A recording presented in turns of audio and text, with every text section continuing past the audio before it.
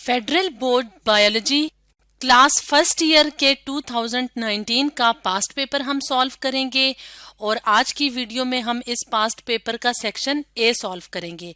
तो section A के total marks हैं 17 और इस सेक्शन को सॉल्व करने के लिए 25 मिनट्स अलाउड हैं। तो हम क्वेश्चन देख लेते हैं। क्वेश्चन क्या है? Choose the correct answer A B C D, यानी A B C D option में से एक ऑप्शन हमने सिलेक्ट करना है by filling the relevant bubble for each question on the OMR answer sheet according to the instructions given there. Each part carries 1 mark. यानी इस section के साथ हमें एक बबल शीट दी जाती है जिसमें के इसी तरह के ऑप्शंस होते हैं और हर पार्ट के अगेंस्ट जो क्वेश्चन राइट होता है, यानी जो राइट ऑप्शन होता है, तो वहां पे उस शीट में जाके बबल को फिल करना होता है। तो क्योंकि यहाँ पे हम प्रैक्टिस कर रहे हैं इसलिए हम यहाँ पे जो करेक्ट आंसर होगा उसको इनसर्कल कर लेंगे। तो हम स्टार्ट करते हैं अपना सेक्शन ए। तो पार्ट 1 देखते हैं कि इसमें क्या क्वेश्चन पूछा हुआ है। The secretion of pancreatic juice is controlled by, यानी पैंक्रियाज जो जूस सिक्रीट करते हैं उसको कौन कंट्रोल करता है? ऑप्शन ए है सिक्रीटन, ऑप्शन बी है एसिटाइल कोलाइन, ऑप्शन सी है इरेप्सन, ऑप्शन डी है गैस्ट्रन। तो अगर हम बात करें सिक्रीटन की, तो सिक्रीटन एक ऐसा हार्मोन है जो कि पैंक्रियाटिक जूस की सिक्रीशन को कंट्रोल करता है, जबकि एसिटाइल कोलाइन एक केमिकल है जो कि हमारे नर्वस सिस्टम यानी ब्रेन वगैरह में फंक्शन परफॉर्म करता है। जबकि अगर हम बात करें इरेप्सन की, तो इरेप्सन हमारे इंटेस्टाइन में मौजूद एक खास किस्म की प्रोटीन होती है जिसमें काफी ज्यादा डाइजेस्टिव एंजाइम्स होते हैं जो कि प्रोटीन की डाइजेशन में मदद देते हैं। और अगर हम ऑप्शन डी की बात करें गैस्ट्रन की, तो गैस्ट्रन एक हार्मोन है जो कि गैस्ट्रिक जूसेस की सिक्रीशन को कंट्रोल करता है। तो यहाँ पे क्योंकि पैंक्रियाटिक जूस का पूछा हुआ है इसलिए ऑप्शन ए करेक्ट ऑप्शन है। अब हम सेकंड पार्ट देख लेते हैं कि सेकंड पार्ट में क्या क्वेश्चन पूछा हुआ है। Deoxygenated blood from the gall bladder is collected by dash vein, यानी कि गॉल ब्लैडर जो कि एक छोटा सा पाउच होता है लिवर के नीचे ये लोकेटेड होता है। तो इस पार्ट से जो डीऑक्सीजनेटेड ब्लड होता है वो कौन सी वेन कलेक्ट करती है?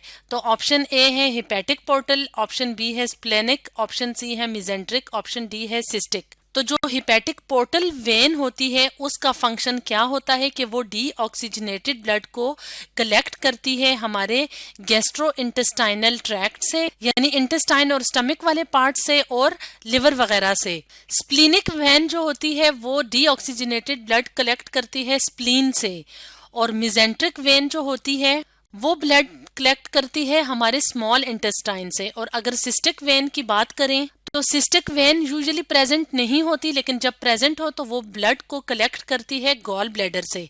तो यहाँ पे क्योंकि ए और डी ऑप्शन जो हैं वो ये शो करते हैं कि हिपैटिक पोर्टल और सिस्टिक वेन जो है वो गॉल ब्लैडर से डीऑक्सीजनेटेड ब्लड कलेक्ट करती है, लेकिन करेक्ट ऑप्शन होगा ऑप्शन ए, क्योंकि सिस्टिक वेन यूजुअली प्रेजेंट नहीं होती, जब प्रेजेंट हो तब ये कलेक्ट करती है, इसलिए hepatic portal vein correct option है। नेक्स्ट पार्ट की तरफ मूव करते हैं। नेक्स्ट पार्ट क्या है? After removal of infection from the body, जिस्म से जब इन्फेक्शन खत्म हो जाता है, the cells which shut down the immune responses are, यानी जब इन्फेक्शन दाखिल होता है तो इम्यून सिस्टम एक्टिवेट हो जाता है। जब इन्फेक्शन खत्म हो जाता है यानी इम्यूनिटी हमारी उस इन्फेक्शन को खत्म करने में मदद देती है, तो उसके बाद इम्यून रिस्पॉन्सेज शट डाउन हो जाते हैं यानी क्लोज हो जाते हैं। तो responses are dash T cells. तो कौन से टी सेल्स होते हैं? Cytotoxic, helper, suppressor, memory cells. तो अगर हम हेल्पर टी सेल्स की बात करें तो वो दूसरे टी सेल्स की एक्टिविटी को कंट्रोल करते हैं, जैसे कि साइटोटॉक्सिक टी सेल्स की एक्टिविटी को कंट्रोल करते हैं। तो साइटोटॉक्सिक टी सेल क्या करता है? इन्फेक्टेड सेल्स को किल करता है। और अगर हम बात करें मेमोरी सेल्स की, तो मेमोरी सेल्स हमारी इम्यूनिटी की प्रोटेक्शन का काम करता है। और अगर हम ऑप्शन सी की बात करें सुप्रेसर सेल्स, तो असल में इम्यून रिस्पॉन्स को सुप्रेसर सेल्स जो होते हैं वो शट डाउन करते हैं। तो इसलिए करेक्ट ऑप्शन क्या है? करेक्ट ऑप्शन ऑप्शन सी है। नेक्स्ट पार्ट की तरफ मूव करते हैं। Which one of the following is not the function of smooth endoplasmic reticulum? Endoplasmic reticulum हमारे सेल्स के अंदर मौजूद ऑर्गेनेलीज होती हैं जो कि स्मूथ फॉर्म में भी होती हैं और रफ फॉर्म में भी। तो स्मूथ एंडोप्लाज्मिक रेटिक्यूलम का फंक्शन क्या होता है? असल में smooth endoplasmic reticulum synthesis of lipids का काम भी करती है, स्टोरेज ऑफ कैल्शियम का काम भी करती है और डिटॉक्सिफिकेशन का काम भी करती है। जबकि स्पिंडल फॉर्मेशन में ये स्मूथ एंडोप्लाज्मिक रेटिकुलम इन्वॉल्व नहीं होते। इसलिए जो करेक्ट ऑप्शन है वो है ऑप्शन सी, क्योंकि हमने यहाँ पे ये बताना है कि स्मूथ एंडोप्लाज्मिक रेटिकुलम का कौन सा फंक्शन नहीं है। तो अगर हम स्पिंडल फॉर्मेशन की बात करें तो खास किस्म के सेल्स होते हैं जिन्हें माइक्रोट्यूब्यूल्स कहते हैं, तो वो मदद देते हैं स्पिंडल फॉर्मेशन में। तो इसलिए करेक्ट ऑप्शन ऑप्शन सी है। नेक्स्ट पार्ट क्या है, क्वेश्चन देख लेते हैं।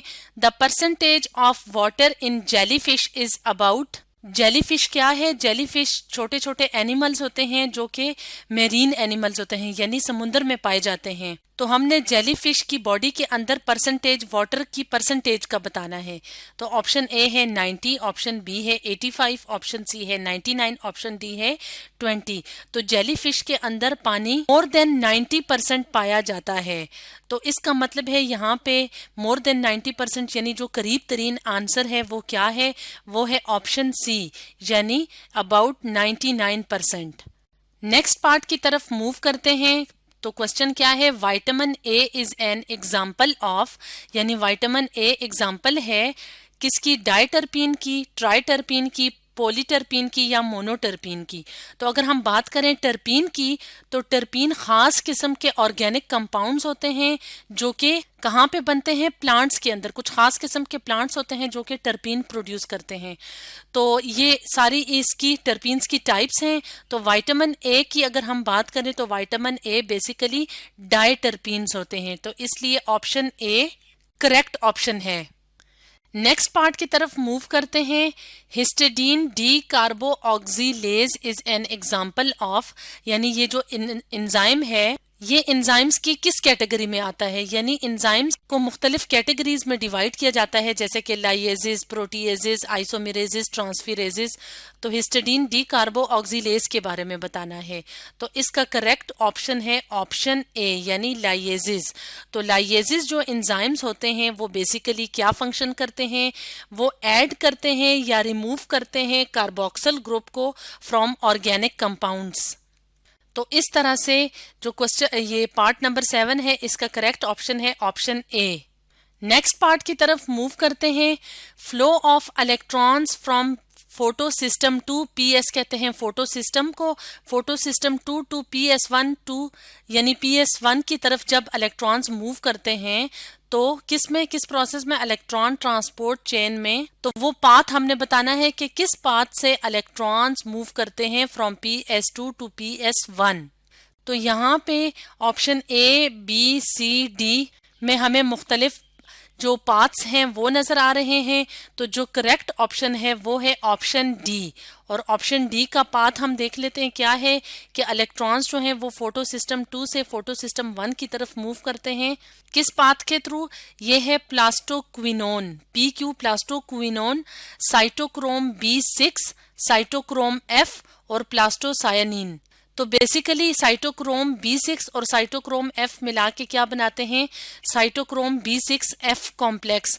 तो जो इलेक्ट्रॉन है वो मूव करते हैं प्लास्टोक्विनोन से साइटोक्रोम B6F कॉम्प्लेक्स और फिर यहाँ से इस कॉम्प्लेक्स से मूव करते हैं प्लास्टोसाइनिन की तरफ। तो करेक्ट ऑप्शन है ऑप्शन डी। नेक्स्ट पार्ट देख लेते हैं क्या है। Which one of the following virus has a polyhedral capsid. Capsid क्या होता है? वायरस में पाया जाने वाला खास किस्म का स्ट्रक्चर, यानी खास किस्म की प्रोटीन होती है जो कि वायरस के जेनेटिक मटेरियल को इनक्लोज करती है। तो पॉलीहेड्रल का क्या मतलब है? पॉली का मतलब है मैनी और पॉलीहेड्रल पूरा जो वर्ड है वो किस लिए इस्तेमाल किया जाता है? यानी ऐसा स्ट्रक्चर जिसके मैनी फेसेस हों। तो ये किसका पूछा हुआ है? ये पॉलीहेड्रल कैप्सिड वायरस का पूछा हुआ है कि इनमें से एक ऐसा वायरस है जो कि पॉलीहेड्रल कैप्सिड रखता है। और उसके साथ साथ इसमें क्या चीज है? With glycoprotein spikes at the vertex. यानी खास किस्म की आउटग्रोथ सी निकली हुई हैं जो कि ग्लाइकोप्रोटीन से मिलके बनी होती हैं। तो यहाँ पे हम ऑप्शंस देख लेते हैं। ऑप्शन क्या है? ऑप्शन ए है बैक्टीरियोफेज, ऑप्शन बी है एडिनोवायरस, ऑप्शन सी है इन्फ्लुएंजा वायरस, ऑप्शन डी है टोबैको मोज़ेक वायरस। तो अगर हम बात करें बैक्टीरियोफेज की, तो बैक्टीरियोफेज की जो बॉडी होती है उसमें एक पॉलीहेड्रल हेड होता है और साथ टेल होती है, और जो पॉलीहेड्रल हेड होता है वो आइकोसाहेड्रल होता है, यानी उसके 20 फेजेस होते हैं। और अगर हम बात करें ऑप्शन बी की जिसमें एडिनोवायरसिस शामिल हैं, तो एडिनोवायरसिस जो होते हैं वो वायरस की किस कैटेगरी में आता है? वो आता है वायरस की पॉलीहेड्रल के उस कैटेगरी में। तो इसका मतलब है कि ऑप्शन बी हो सकता है, लेकिन हम ऑप्शन सी और डी को भी डिस्कस करके फिर करेक्ट ऑप्शन का इंतखाब करेंगे। तो इन्फ्लुएंजा वायरस कौन से वायरस होते हैं? Influenza virus spherical in shape होते हैं, यानी गोल से होते हैं। और अगर हम बात करें टोबैको मोज़ेक वायरस की, तो टोबैको मोज़ेक वायरस जो होता है वो रॉड शेप्ड पार्टिकल होता है। तो इसका मतलब है जो करेक्ट ऑप्शन है वो है ऑप्शन बी, क्योंकि एक तो एडिनो वायरस जो होते हैं वो पॉलीहेड्रल वायरस होते हैं, दूसरा एडिनो वायरस के अंदर ग्लाइकोप्रोटीन के स्पाइक्स भी मौजूद होते हैं। नेक्स्ट पार्ट की तरफ मूव करते हैं। The shape of Pseudomonas bacterium is, यानी जो सूडोमोनास बैक्टीरिया होते हैं उनकी शेप क्या होती है? ऑप्शन ए है स्फेरिकल, यानी गोल से राउंडेड होते हैं। ऑप्शन बी स्पाइरल, तो स्पाइरल कौन सी शेप होती है? स्पाइरल इस तरह की शेप होती है, तो ऑप्शन बी है स्पाइरल। ऑप्शन सी है कॉमा लाइक, यानी इस तरह की शेप, या रॉड लाइक, यानी ऐसे लंबे लंबे से। तो सूडोमोनास जो बैक्टीरियम होते हैं वो रॉड लाइक होते हैं, इसलिए ऑप्शन डी करेक्ट ऑप्शन है। नेक्स्ट पार्ट की तरफ मूव करते हैं। The transfer of genetic material from one bacterium to the other through the third party is called, यानी कि एक बैक्टीरिया से जब दूसरे बैक्टीरिया के अंदर जेनेटिक मटेरियल ट्रांसफर होता है तो इस प्रोसेस को क्या कहते हैं? तो हम ऑप्शंस देख लेते हैं। तो अगर हम बात करें ट्रांसडक्शन के प्रोसेस की, तो ट्रांसडक्शन के प्रोसेस में क्या होता है? ट्रांसडक्शन के प्रोसेस में एक बैक्टीरिया से दूसरे बैक्टीरिया की तरफ जेनेटिक मटेरियल एक्सचेंज होता है by the help of third party, और थर्ड पार्टी कौन सी होती है? वायरस की। तो इसका मतलब है कि ये ऑप्शन करेक्ट हो सकता है। तो हम ये नेक्स्ट ऑप्शंस भी देख लेते हैं। ट्रांसफॉर्मेशन में क्या होता है कि ट्रांसफॉर्मेशन में जो एक बैक्टीरियल सेल होता है उसकी बॉडी के अंदर फॉरेन जेनेटिक मटेरियल इंट्रोड्यूस होता है, तो वो जो बैक्टीरियल सेल होता है वो ट्रांसफॉर्म हो जाता है, यानी चेंज हो जाता है। ऑप्शन सी की बात करते हैं। बाइनरी फिशन का मतलब है, बाइनरी का मतलब होता है दो, और फिशन का मतलब होता है स्प्लिट होना या अलग होना, यानी एक बॉडी जब अलग होके दो में तकसीम होती है तो उस प्रोसेस को बाइनरी फिशन का प्रोसेस कहते हैं। और डी ऑप्शन की अगर हम बात करें तो कॉन्जुगेशन का प्रोसेस है। तो कॉन्जुगेशन के प्रोसेस में दो बैक्टीरियल सेल के दरमियान जेनेटिक मटेरियल एक्सचेंज होता है थ्रू ए साइटोप्लाज्मिक ब्रिज, यानी उनमें एक ब्रिज सा बन जाता है जिसकी मदद से जेनेटिक मटेरियल एक्सचेंज होता है। तो यहाँ पे थर्ड पार्टी की बात थी, तो इसका मतलब है ऑप्शन ए, यानी ट्रांसडक्शन करेक्ट ऑप्शन है। नेक्स्ट पार्ट की तरफ मूव करते हैं। तो क्वेश्चन क्या है? The term Protista was proposed by, तो प्रोटिस्टा क्या है? प्रोटिस्टा खास किस्म के यूनिक ऑर्गेनिजम्स होते हैं जिन्हें ना ही प्लांट किंगडम में रखा जाता है, ना एनिमल किंगडम में, और ना ही फंजाई की किंगडम में। तो ये जो वर्ड था प्रोटिस्टा, इसको किसने प्रपोज किया था? यहाँ पे चार ऑप्शंस में मुख्तलिफ टेक्सोनोमिस्ट्स के नाम बताए हुए हैं जिन्होंने के प्लांट्स की जिन्होंने ऑर्गेनिजम्स की क्लासिफिकेशन पे काम किया था। तो जो टर्म प्रोटिस्टा है वो किसने प्रपोज की थी? वो अर्नेस्ट हैकल ने प्रपोज की थी। तो जो ऑप्शन ए है वो क्या है? करेक्ट ऑप्शन है। नेक्स्ट पार्ट की तरफ मूव करते हैं। क्वेश्चन क्या है? ट्रिपेनोसोमा इज आ या एन, यानी जो ट्रिपेनोसोमा ऑर्गेनिजम्स हैं वो क्या हैं, वो किस ग्रुप में आते हैं? जूफ्लैजिलेट में, एपिकॉम्प्लेक्सन में, डायनोफ्लैजिलेट्स में या सीलिएट्स में? तो ट्रिपेनोसोमा क्या हैं? छोटे छोटे यूनिसेलुलर ऑर्गेनिजम्स होते हैं जो कि डिजीज कॉजिंग होते हैं। तो बेसिकली इसको रखा जाता है जूफ्लैजिलेट की कैटेगरी में, क्योंकि ये यूनिसेलुलर होते हैं और इनकी बॉडी में फ्लैजेला मौजूद होता है। तो इसलिए ऑप्शन ए करेक्ट ऑप्शन है। बी, सी और डी को भी देख लेते हैं कि ये क्या होते हैं। एपिकॉम्प्लेक्सन्स भी छोटे छोटे ऑर्गेनिजम्स होते हैं जो कि पैरासिटिक होते हैं यानी डिजीज कॉजिंग होते हैं। और अगर हम डायनोफ्लैजिलेट्स की बात करें कि डायनोफ्लैजिलेट्स क्या होते हैं, तो डायनोफ्लैजिलेट्स भी छोटे छोटे ऑर्गेनिजम्स होते हैं जिन्हें आमतौर पे एल्गी के तौर पे तस्वर किया जाता है, कंसिडर किया जाता है। और सिलिएट्स कौन से ऑर्गेनिजम्स होते हैं जिनकी बॉडी पे छोटे छोटे धागा नुमा स्ट्रक्चर जिन्हें सिलिया कहा जाता है वो मौजूद होते हैं। तो trypanosoma is a zooflagellate. Next part देख लेते हैं। क्वेश्चन क्या है, ascomycota are commonly called dash fungi, यानी एस्कोमाइकोटा के लिए एक और वर्ड बोला जाता है, वो कौन सा है? तो एस्कोमाइकोटा को कॉमनली सैक फंजाई भी कहा जाता है इनकी बॉडी स्ट्रक्चर की वजह से। तो इसलिए ऑप्शन ए करेक्ट ऑप्शन है। अगर हम बात करें क्लब फंजाई की, तो क्लब फंजाई को कॉमनली बेसिडियोमाइकोटा कहा जाता है। और स्लाइम मोल्ड्स क्या होते हैं? स्लाइम मोल्ड्स छोटे छोटे ऑर्गेनिजम्स होते हैं यानी सिंगल सेल्ड ऑर्गेनिजम्स होते हैं जिन्हें पहले फंजाई तस्वर किया जाता था, लेकिन अब ये फंजाई की किंगडम का पार्ट नहीं है। और अगर हम बात करें कॉन्जुगेटिंग फंजाई की, तो ये खास किस्म की फंजाई होते हैं जिनमें रिप्रोडक्शन का मेथड होता है कॉन्जुगेशन मेथड, तो इसलिए इनको कॉन्जुगेटिंग फंजाई कहा जाता है। तो एस्कोमाइकोटा के लिए जो दूसरा वर्ड है वो सैक फंजाई बोला जाता है। नेक्स्ट पार्ट की तरफ मूव करते हैं। All of the following are parts of female gametophyte in angiosperms। Angiosperms क्या होते हैं? जो हाई वेस्कुलर प्लांट्स होते हैं जो कि फ्रूटिंग प्लांट्स वगैरह होते हैं, उनको एंजियोस्पर्म्स कहा जाता है।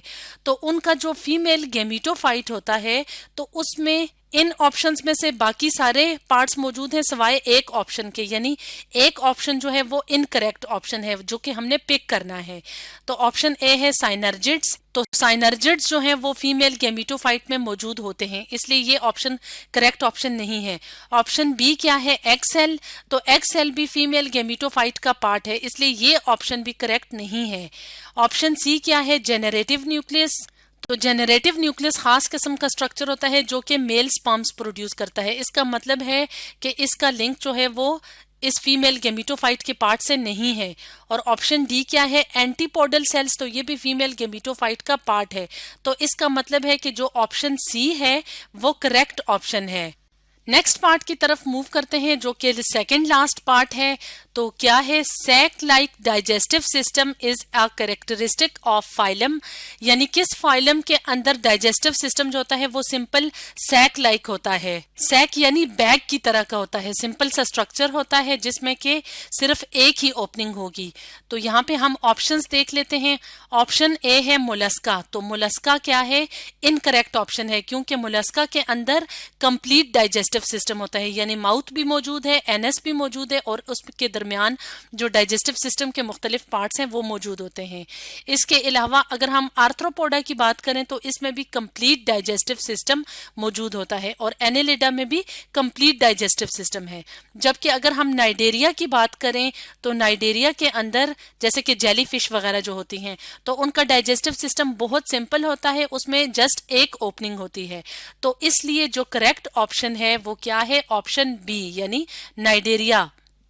लास्ट पार्ट की तरफ मूव करते हैं। लास्ट पार्ट क्या है? टेक्ट थ्योरी डज नॉट इंक्लूड, यानी जो टेक्ट थ्योरी है तो उसमें इन चारों में से कौन सा ऑप्शन शामिल नहीं है? तो टेक्ट थ्योरी बेसिकली प्लांट्स के अंदर वाटर की ट्रांसपोर्ट के प्रोसेस के लिए ये टेक्ट थ्योरी जो है वो प्रपोज की गई। तो टेक्ट का वर्ड जो है वो एब्रीविएट हुआ है। तो हम देख लेते हैं कि टेक्ट का मतलब क्या है। T for transpiration, A for adhesion, C for cohesion और टी फॉर टेंशन। तो इसका मतलब है कि यहाँ पे टेंशन भी है, जो वर्ड टेंशन है वो इसका पार्ट है, एडहियन भी है, ए for एडहियन, transpiration, T for transpiration. तो कौन सा जो प्रोसेस है वो टेक्ट थ्योरी का पार्ट नहीं है? तो वो है ऑप्शन ए यानी ट्रांसलोकेशन। क्योंकि जो ट्रांसलोकेशन का प्रोसेस होता है वो कौन सा प्रोसेस होता है जिसमें के जो प्रिपेयर्ड फूड होता है वो लीफ से प्लांट के बाकी हिस्सों तक जाता है। तो इसलिए जो टेक्ट थ्योरी है वो ट्रांसलोकेशन को डील नहीं करती। तो इस तरह से आज की वीडियो में हमने फेडरल बोर्ड बायोलॉजी की क्लास फर्स्ट ईयर का 2019 का पेपर सॉल्व किया और आज हमने इसका सेक्शन ए सॉल्व किया है।